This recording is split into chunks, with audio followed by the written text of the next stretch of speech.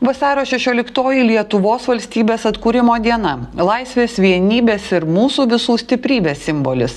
Šią prasmingą datą Raseiniuose kviečiame paminėti kitaip žingsniais, vedančiais laisvės keliu. Raseinių 207 Šaulių kuopa organizuoja pėsčiųjų žygį į Raseinių krašto partizano Petro Bartkaus Žadgailos gimtinę Pakapurnio kaime.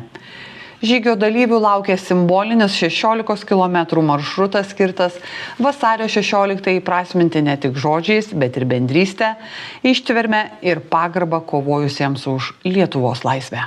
Vasario 16 mums labai svarbi visiems Lietuvos piliečiams ir kartu mes norime simboliškai paminėti mūsų rajono iškiliausių partizanų laisvės kovų dalyvių, tai Jono Žemaičio Vytauto ir Petro Bartkaus Žadgailos atminimą, kurie yra 49 metais prisidėję prie Lietuvos laisvės kovų sąjūdžio akto pasirašymo Minaičiuose.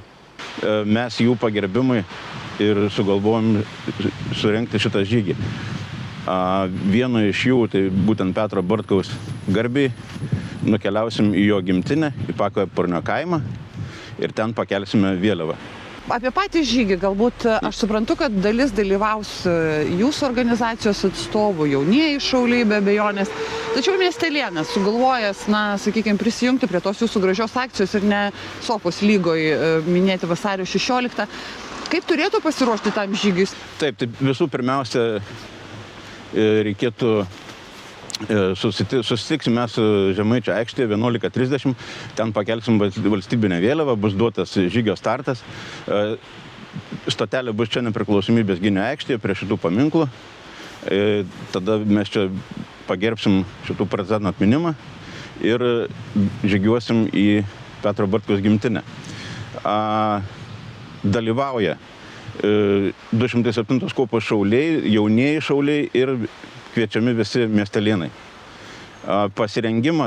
Specialaus pasirengimo nereikia, atstumas žygio 16 km, tai simboliškai šitai datai kilometrai parinkti. Apranga palei sezoną.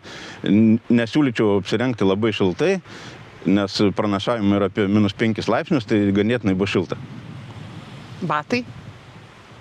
Batai savame aišku, kuo aukštesni, kad nepatektų sniego. Tai dėl ko aš ir klausiu apie batus, todėl kad tas žygis jisai bus pakeliamis, ar ne, mišku, laukais.